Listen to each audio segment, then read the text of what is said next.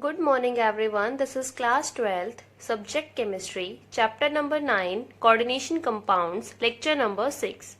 In this lecture, I will be discussing crystal theory of octahedral and tetrahedral complexes, and in the end, I will discuss the homework solution of lecture number 5. In the last lecture, we have done the valence bond theory in coordination compounds and its limitations. Now next is crystal field theory, that is also known as CFT. Crystal field theory is an electrostatic model which considers that the metal ligand bond to be ionic, arising purely from electrostatic interaction between the metal ion and the ligand. That is, crystal field theory is an electrostatic model, and in this theory the interaction between the metal and the ligand in coordination compound is purely ionic. And in this theory the ligands, these are considered to be point charges in case of anions. For example, in a coordination compounds, if we have chloride or cyanide ions or any other ion, then that ion they will consider as point charges, and in case of neutral molecules, that is if ammonia, water or any other neutral molecule is acting as a ligand, then in that case we will consider those ligands as dipoles. So in CFT, the interaction between metal and ligand is purely ionic, and the ligands are considered to be point charges in case of anions and dipoles in case of neutral molecules. Now, and the 5d orbital in an isolated gaseous metal atom or ion have same energy, that is they are degenerate. So in d subshell we have 5d orbitals, and in isolated gaseous state these 5d orbitals are degenerate, that is all these 5d orbitals has same energy. And this degeneracy is maintained if spherical symmetrical field of negative charges surrounds the metal ion or atom. So when the metal atom is surrounded with the symmetrical, that is spherical symmetrical field of negative charges, at that time the degeneracy is maintained. But when this negative field is due to ligands, either anions or negative ends of dipoles like in ammonia and water in complex, it becomes asymmetrical, that is in the presence of ions or anions or neutral ligands. So the dipoles and the anions in a complex, the spherical symmetrical field that will become asymmetrical, and the degeneracy of the d orbital is lifted, that is in the presence of this the degeneracy of these 5d orbitals it will be lifted, that is the energy of the d orbitals is raised, and due to asymmetrical field the energy of the d orbitals is raised, which results in the splitting of d orbital. So in spherical symmetrical field excitation will take place, and in case of asymmetrical field splitting of d orbitals will take place, that the degeneracy of the d orbitals will split. And the pattern of splitting depends upon the nature of the crystal field. Now we will discuss the crystal field splitting in octahedral and tetrahedral complexes. So first we discuss the shapes of d orbital, and after that we will start the crystal field theory in octahedral complexes. Now, as we know that there are 5d orbitals, that is dxy, dyz, dxz, dx square y square, and the fifth one is dz square.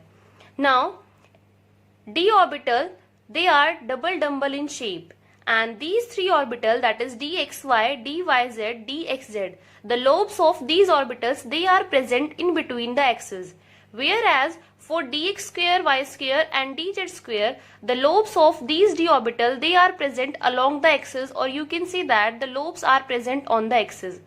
So here is dxy, these lobes they are present in between the axes, this is x axis and y axis. So for dxy the lobes of d orbital is present in between the axes. Same for dyz and for dxz. Now in case of dx square y square the lobes they are present on the axis. So these are the lobes of dx square y square and they are present along the axis. And this is the shape of dz square. So these 3d orbital, they are present, that is the lobes of these 3d orbitals are present in between the axis, and for dx square y square and dz square the lobes are present along the axis. So let's start with crystal field theory for octahedral complexes. In case of octahedral complexes, the coordination number is 6. That is, 6 ligands are directly attached with the metal atom or metal ion, and therefore 6 coordinate bonds are directly formed with the central metal ion, and coordination number is 6. Now in case of octahedral complexes, repulsion takes place between the electrons of metal d orbital and the electrons or the negative charges of the ligand. So here in crystal field theory, the interaction is purely ionic, and the first point is repulsion takes place between the electrons of metal d orbital and the electrons or the negative charges of the ligand. Because as we know that in metal, d orbitals are there which contain electrons, and therefore repulsion between those d electrons and the electrons of ligand or negative charges of the ligands. So repulsion takes place between these metal d orbital electron and the negative charges or the electrons of the ligands. Next point is, in octahedral complexes, ligand approaches the metal ion or metal atom, and the repulsion is more when the metal d orbital is directed towards the ligand.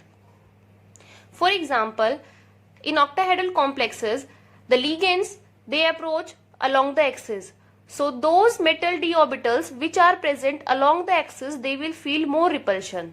So if we talk about these 5d orbitals, so these two orbitals, that is dx square and dz square and dx square and y square, the lobes of d orbitals are present along the axis, and the ligand is also approaching from the axis. So these 2d orbitals, they will feel more repulsion. That is dx square y square dz square orbitals which points towards the axis along the direction of ligand will experience more repulsion and will be raised in energy, whereas dxy, dyz and dxz orbitals directed between the axis and therefore will be lowered in energy. So dx square and y square and dz square orbitals, the energy will be raised, and for these 3 orbitals which are present in between the axis, they will be lowered in energy in octahedral complex. That is, degeneracy of d orbital has been removed due to ligand electron and metal electron repulsion in octahedral complex to yield 3 orbitals of lower energy T2g set and 2 orbitals of higher energy, that is EG set. So this is the octahedral complex. Here 6 ligands are directly attached to the central metal atom. Now, according to crystal field theory, when the interaction between metal and ligand takes place, there are 2 types of interaction. First interaction is the interaction between the field of the ligand and metal ion, and this interaction is attractive in nature. This interaction takes place when the ligand is very far away from the central metal atom. Now when the ligand comes closer to metal atom or metal ion, repulsion takes place between the metal d electron and the electrons of ligand or the negative charge of the ligand. So first interaction is attractive in nature and the second interaction is repulsive in nature, that is the interaction between the metal d electron and the negative field of the ligand, that is repulsive in nature. And the metal d orbitals which are more directed towards the ligand, they will feel more repulsion. That is why dx square, y square and dz square, they will feel more repulsion and therefore energy will be high for these 2 orbitals. Whereas for dxy, dyz and dxz, these 3 orbitals, d orbitals, they are present in between the axes.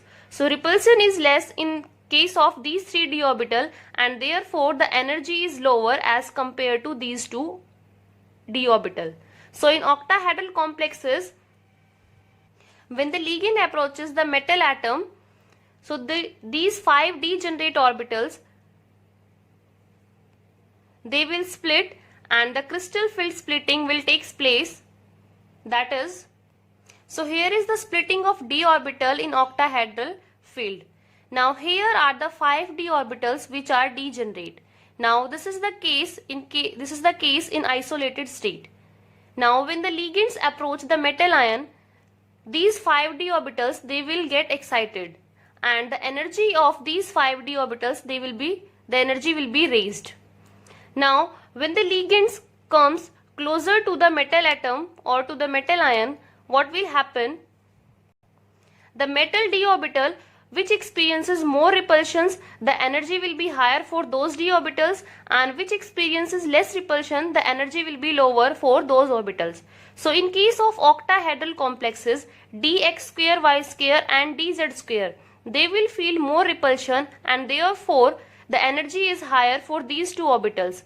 Whereas these three orbitals, they are present in between the axes, and therefore the energy of these three orbitals are lower. So here the degeneracy of 5d orbitals, they will break and therefore split into two sets. One is T2g, that is triply degenerate, and Eg, that is doubly degenerate. And the difference between these two sets of energy is known as crystal field splitting energy, that is CFSE. This represents average energy level, and this is also known as barycenter. Now this delta O, this represents crystal field splitting energy in octahedral complex. So I am repeating, these are the 5d orbitals of metal ion in free state.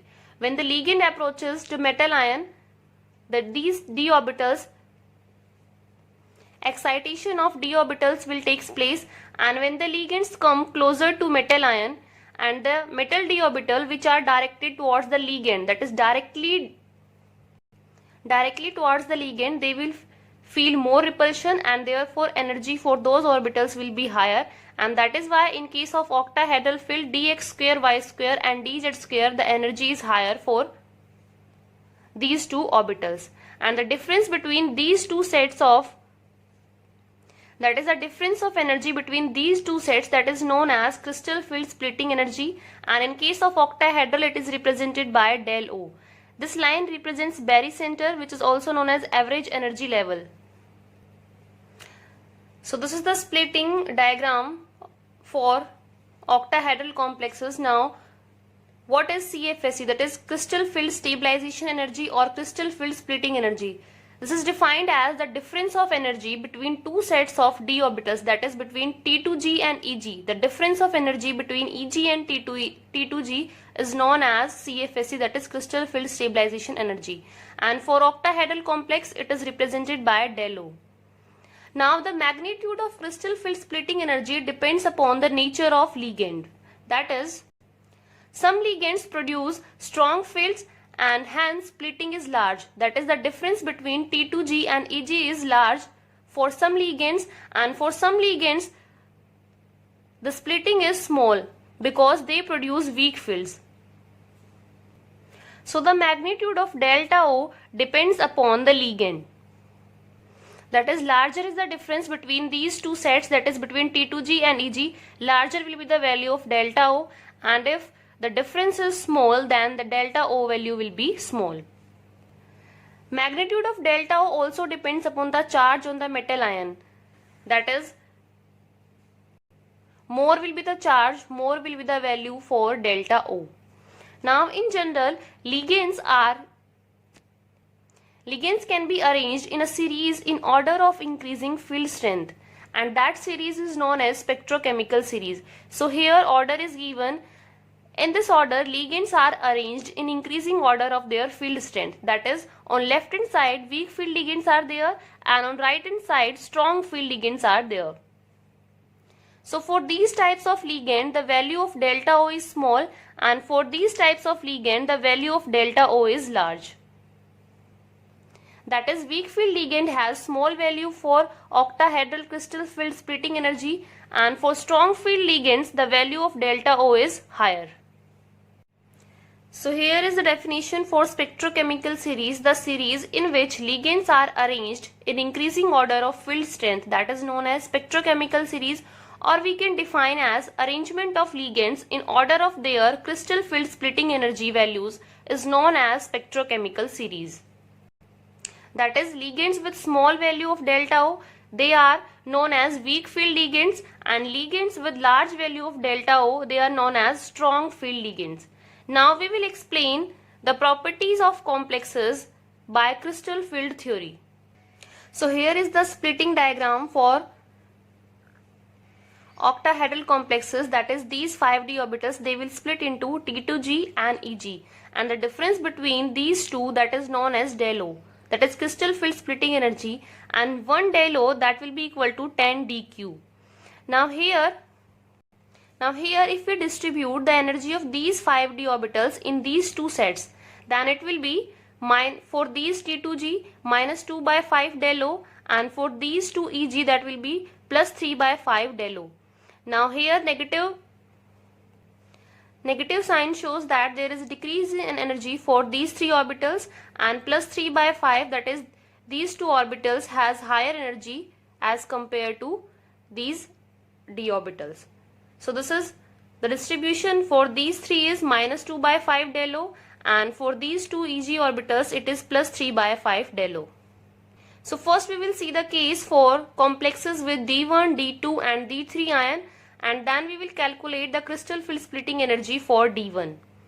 So here in case of complexes with D1, D2 and D3, so if we want to fill the electron in these two orbitals, for example, if we have one electron in d orbital, metal d orbital, so here we will fill one electron.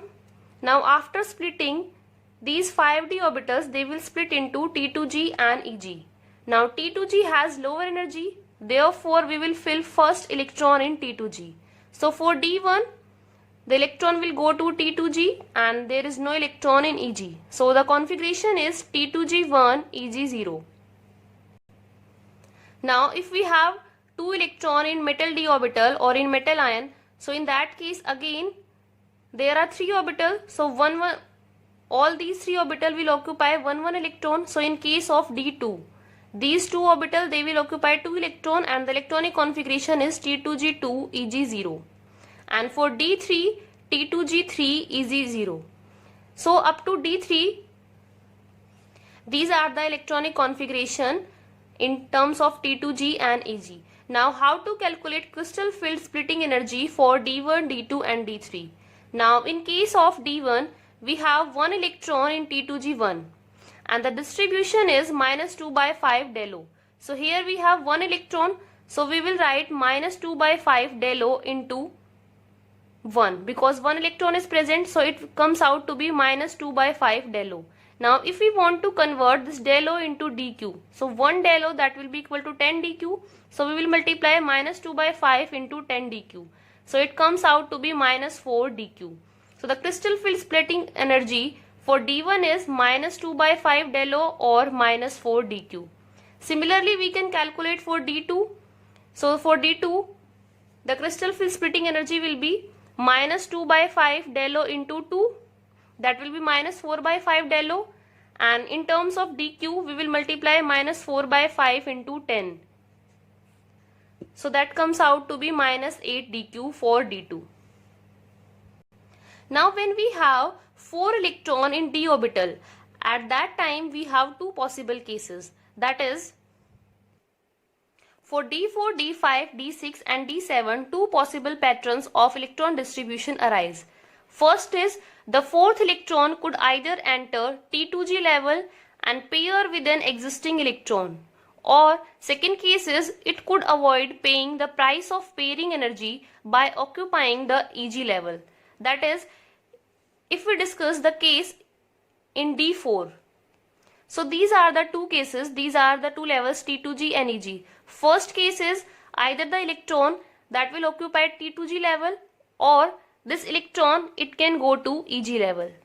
So where we fill the fourth electron, that will depend upon the magnitude of crystal field splitting energy and pairing energy. That is, delta O and P. The relative magnitude will decide that whether the electron will go to Eg level or to T2G level. So here, first case is if the delta O is less than pairing energy. It means that the difference between T2G and Eg is very small, and therefore the fourth electron enters to Eg orbital and the electronic configuration will become T2G3 Eg1, and the ligands for which delta O is less than pairing energy are known as weak filled ligands and they form high spin complex. Second case is if delta O is greater than pairing energy, then electron enters to T2G orbital with electronic configuration T2G4 Eg0, and the ligands which produce these effects are known as strong field ligands and form low spin complexes.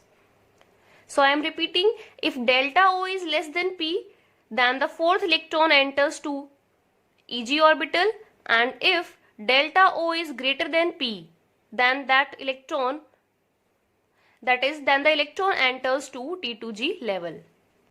So for octahedral complexes, strong field ligands, they have high delta O value and therefore they will form low spin complexes. Second case is in case of weak field ligands, they have low delta O value, that is low value of crystal field splitting energy in octahedral field, and therefore they will form high spin complex. And if the value of delta O is less than pairing energy, then electron will enter to Eg level. And the second case is if delta O is greater than pairing energy, then electron enters to T2G level. And these cases start with D4, D5 coordination entities, or in case of D4, D5 ions. Now here one question is given: with the help of crystal field theory, write the electronic configuration in FeCN6 4- and FeH2O6 2 positive. So how to solve this question? Here two complexes of iron are given. In first complex, cyanide ion is acting as a ligand, and in second case water is acting as a ligand. Now first thing is to calculate the oxidation number of iron in both the complexes. So here the oxidation number of iron in both the complexes is +2, and in +2 the electronic configuration is 3d6. That is, in 3d it has 6 electrons. Now in presence of ligands, these d orbital they will get excited and the splitting will take place. Now first complex is the complex of cyanide ion, that is 6 cyanide ions are directly attached with iron. Now if you see in spectrochemical series, this cyanide ion, this is strong field ligand.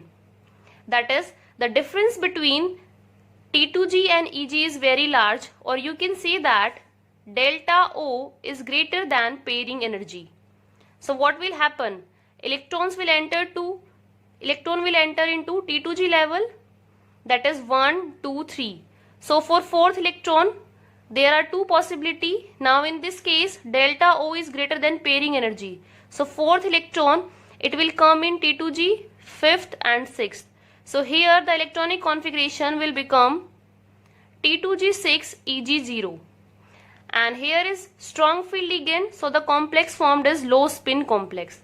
Whereas if we talk about FeH2O6 2 positive, so here water, it is acting as a weak field ligand. And this delta O is less than pairing energy. That is, the energy difference between T2G and Eg is very small. So the fourth electron will go to Eg level, fifth and then sixth electron will again enters into T2G. So the configuration for this is T2G4 Eg2. And since water is a weak field ligand, so this complex is high spin complex. And also in case of this complex, that is FeCN6 4-, there is no unpaired electron, so it is diamagnetic. And in this case there are 4 unpaired electrons, so in FeH2O6 2 positive there are 4 unpaired electrons. So when delta O is greater than pairing energy, then electron will enter into T2G level, and when delta O is less than pairing energy, then the electron will go to Eg level. So here 2 points are given that how to identify that which ligand will behave as weak field ligand with metal ion or which ligand will behave as strong field ligand with metal ion. So in 3D transition series, that is from scandium to zinc, and in +2 oxidation state up to ammonia, that is in spectrochemical series up to ammonia, it will behave as weak field ligand, and after ammonia all the ligands they will behave as strong field ligand.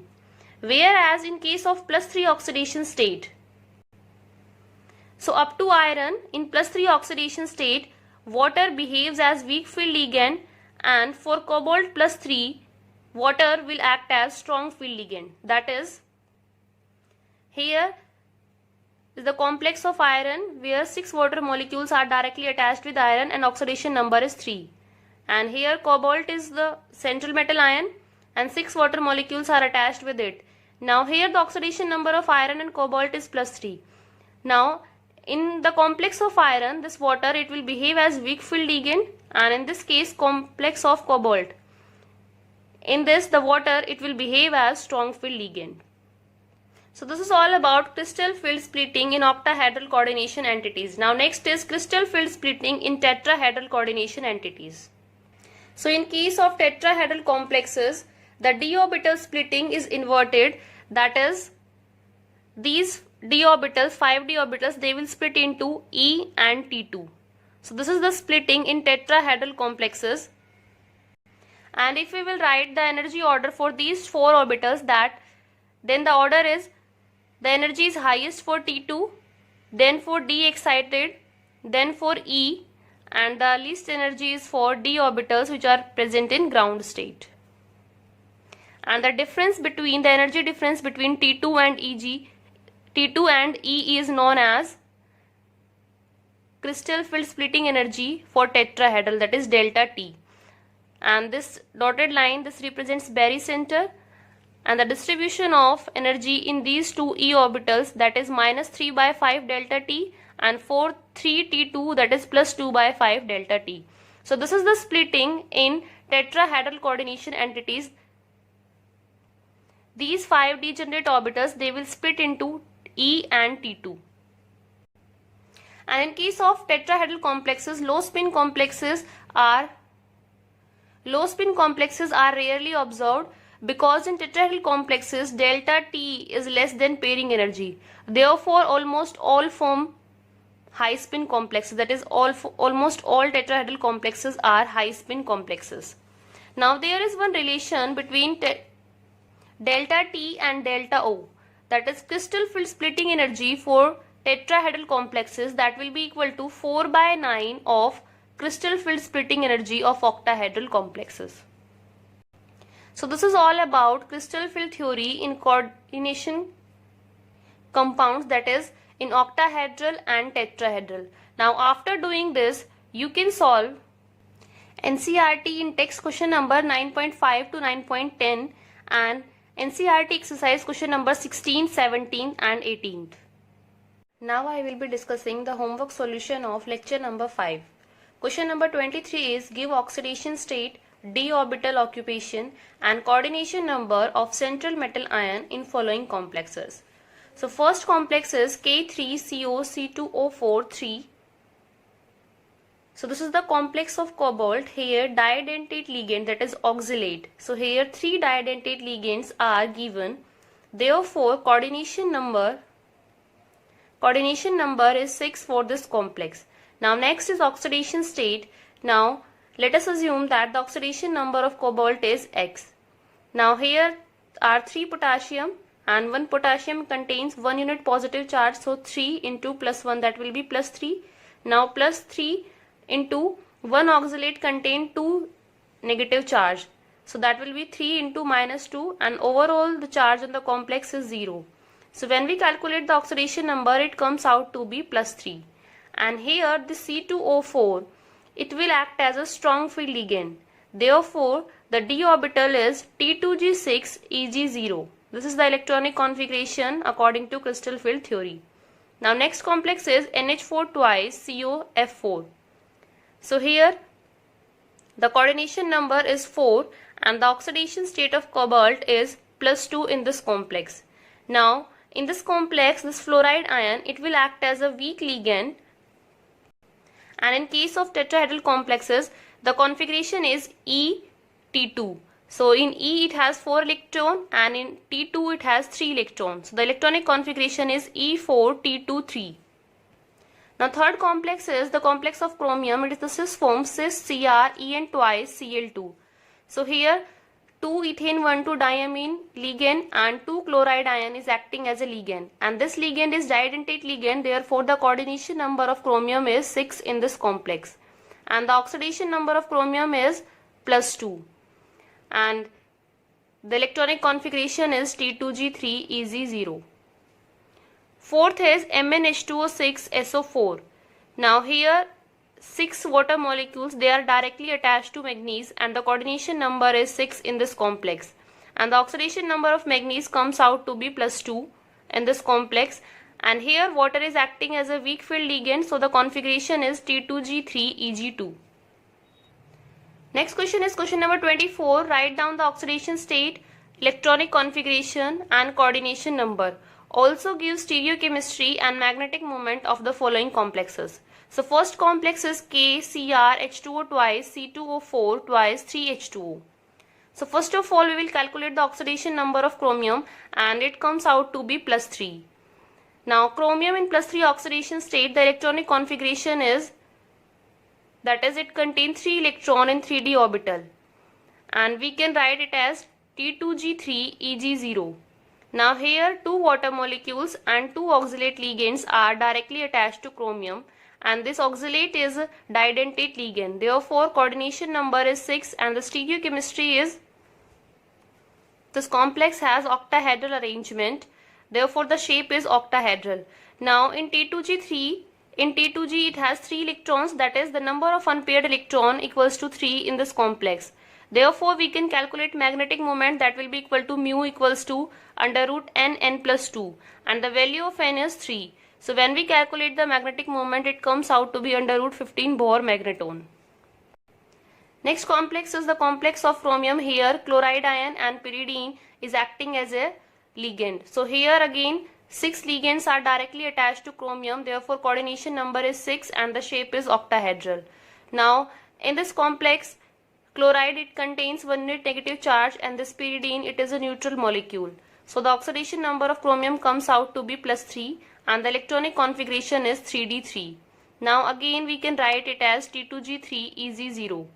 Now in this case there are 3 unpaired electrons, and for 3 unpaired electron we can calculate the magnetic moment, that will be equal to √n plus 2. The value of n is 3, and from here the value of magnetic moment comes out to be 3.87 Bohr magneton.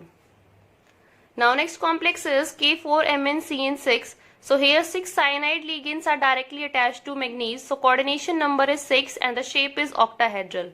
Now next is oxidation number of manganese. So if we calculate the oxidation number in this complex, it comes out to be +2, and the electronic configuration +2, oxidation state is 3d5. Now here this cyanide, it will act as a strong field ligand, that is delta O is higher than pairing energy. So the electrons, they will enter into T2G level, and the electronic configuration is T2G5 EG0. Now here only 1 unpaired electron is present, and therefore the magnetic moment is √3, that is 1.73 Bohr magneton. Next complex is CONH3 5Cl Cl2. So again here 6 ligands are attached to cobalt, and the coordination number is 6 and the shape is octahedral. Now here in this complex the oxidation number of cobalt is +3, and in +3 oxidation state, this ammonia, it will act as a strong field ligand, and therefore all the electrons, they will enter to T2G level, and the configuration is T2G6 EG0. Now in this case there is no unpaired electron, therefore magnetic moment is 0 for this complex. Now fifth complex is CsFeCl4. Now here 4 chloride ions are acting as a ligand, and the coordination number is 4. Now here if we calculate the oxidation number of iron, it comes out to be +3, and the electronic configuration is 3d5. Now this is a tetrahedral complex, therefore the electronic configuration is E-T2, that is In E orbital it contains 2 electrons and in T2 it contains 3 electrons and the number of unpaired electrons are 5. So from here we can calculate the magnetic moment, that is mu equals to under root n plus 2, where n is 5. So when we calculate the magnetic moment, the value comes out to be 5.9 Bohr magneton. Question number 28 is how many ions are produced from the complex CONH3 6Cl2 in solution. So this complex, it will dissociate into CONH3 6 2 plus 2 Cl negative ions. So here 3 ions are produced, therefore the answer is 3.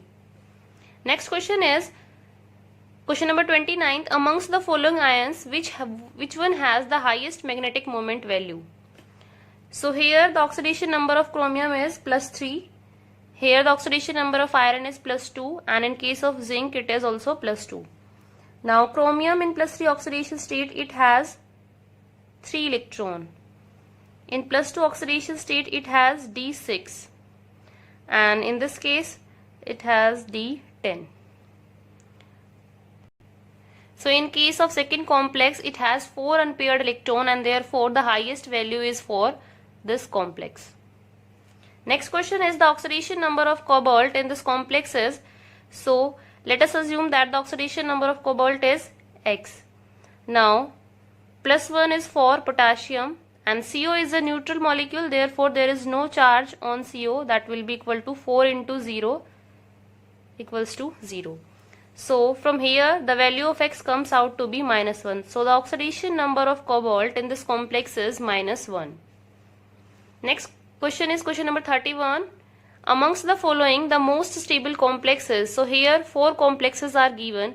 Among these 4 complexes, third complex is the most stable because here oxalate is acting as a ligand and this oxalate is diadentate ligand.